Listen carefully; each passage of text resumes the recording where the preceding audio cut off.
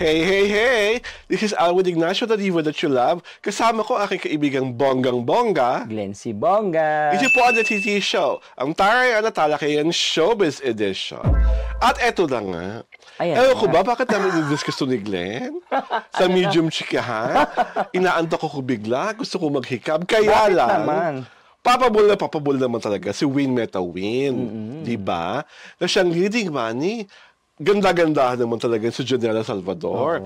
Meron silang pelikula na itatago natin sa pamagat na huwag na natin pamagatan.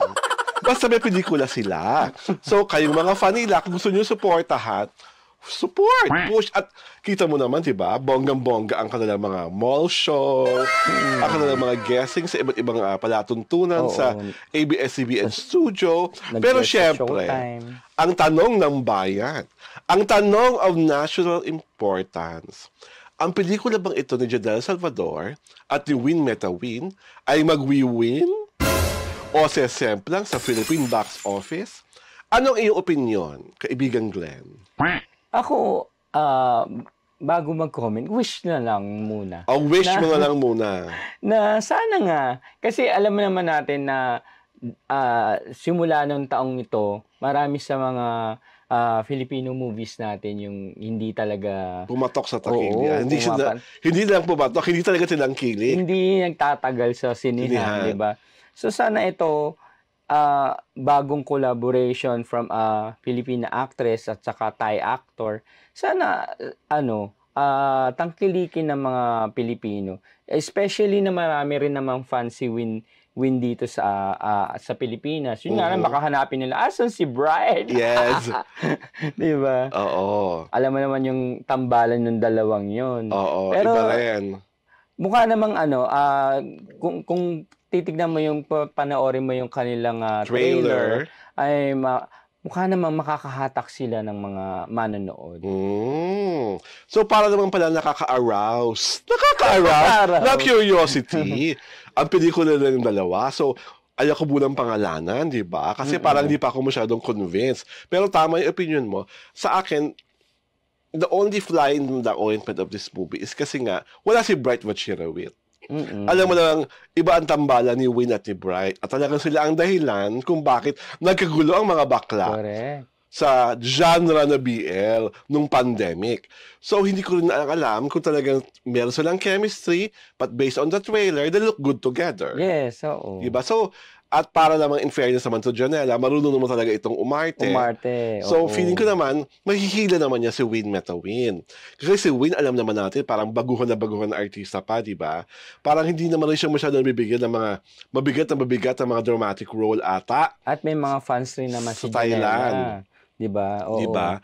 So, itong gamble na to, if it becomes successful, winner. Baka may mahadera nga sa'yo. Si Janela ba talaga ang hahatak kay Win? O si Win ang hahatak kay Janela? Ay, parang sana maghatakan na lang sila. Parang ko parang silang magkakatulungan. Magtulungan na lang sila. Diba? Ang mga fans nila, sana magtulungan na lang pareho para maging successful ito. Kasi collaboration kasi pag dito naging successful at sumemplang to sa kakilya, alam mo nga lang ibig sabihin.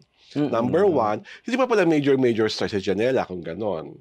Diba? At number two, kung sesemplang na si Win Meta Win, parang mas mahal siya pag BL ang ginagawa niya. Tama? Kasi lahat ng BL ni Win, nakasama si Bright, sobrang successful. Yung mga iba kasi niyang ginagawa, na hindi si Bright ang kaparehan niya, o lalo na kung babae ang kaparehan niya sa Thailand, hindi rin ganun kalakas eh. So talagang, acid test nga ba to? For both of them, di ba? Saka magaling naman ang director nila, di ba? Sino ba director nila? Si Grid. Oh, so yun naman pala, mahusay yung director. At kung mahusay ang kwento, sana talagang sa akin nga, maging mausisa ang mga tao tungkol sa pelikula. Kasi the Philippine movie industry will only survive and work if we produce more movies that become hits. Hindi naman po pwedeng sabihin nyo na lang, as online ko lang aantayin. Iba? At syempre, huwag naman po tayo mag-support ng mga pirata-pirata, di ba? Bad po yun. So, kung lalo na yung kumakalat sa Facebook agad, di ba? Lalo na kung meron pa kayong meron po kayong hard-earned pesos at sa tingin nyo, this is a kind of entertainment na gusto nyo panoorin, eh di panoorin nyo po. Correct. Ako gusto ko lang sana sa movie, sana may mga hubad-baro sin si Win. Sana meron ng ganon, di ba? Di ba? Para slurp. Slurp. Saka ano rin yun? Saka pandagdag rin yun ng pang fan service yun. Yung pakita mo katawan mo, Win. Yung mga pajutong. Baka meron naman ganun. Pajutong. May romance yung mga pakilig-kilig siya. Alam ko may kissing scene. Oo. Diba? Pero alam mo naman ang mga kissing scene ng kanya mga rom-com, diba? Wholesome na wholesome mga kissing scene. Kasi gusto ko yung mga kissing scene. Yung talaga may mga dila to dila. Eh. Yung todong-todo talaga. O ayan, nag-slurp-slurp na. Kasi nga, pinag-usapan natin ng kahubdan. Kahubdan! Ni Win met a Win na parang feeling ko napaka-wholesome na lalaki, no? At napaka-gentleman. Oo nga, ang bait niya, di ba? Di ba wala akong makitang yung parang yung angas na akala mo kung sino na, lalo na foreign actor. And I think most of the Thai actors talaga mababait, di ba? I remember if right, noon ba dito ba si Mario Maurer? Di ba ang bait-bait din? Kaya alam, di ba, nagka-issue dahil nga parang ginamit daw niya si Kakay. Nagka-issue doon kasi na-obsess siya kay Kakay. At ang may problema doon yung management niya. Hindi sila makapaniwala na obsess si Mario Maurer kay Kakay Bautista. Iba ang kamandag ni Catherine. Taray ni Kakay, di ba? Diba? Basta alam ko na pupunta si Catherine doon. May pasalo siyang adobo for Mario Maurer. At talagang may mga toong video sa YouTube na talagang nagkukita talaga. Saka baka may naging close sila. Oo. Alam mo doon sa movie ni La Janela saka Win, baka meron ng sexy kasi nagkaroon pa sila ng para intimacy workshop. May gano'n, di ba? Oh, Diyos ko. Parang lalang iinit ang panahon pag may mga sexy mga eksena. Sana nga meron, di ba?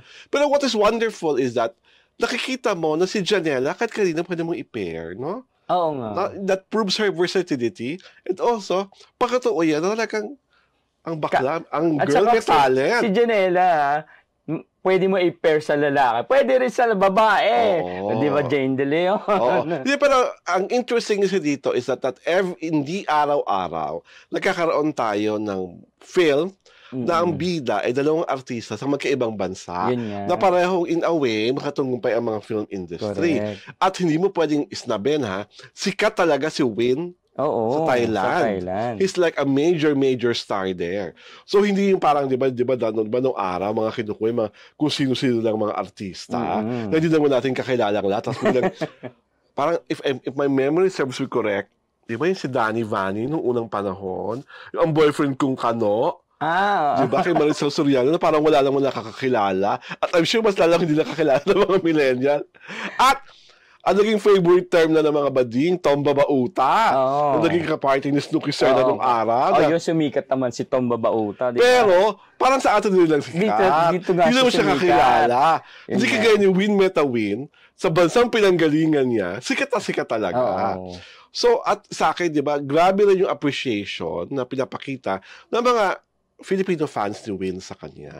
Wherever Win is, nandun po sila. Nag-iingay, nagsisigawan. At sana naman kayo, huwag namang ingay at sigawan lang sa mga mall show. Sugod mga kapakit talaga sa mga sinihan. At higit sa lahat, black screening kaysa black screening.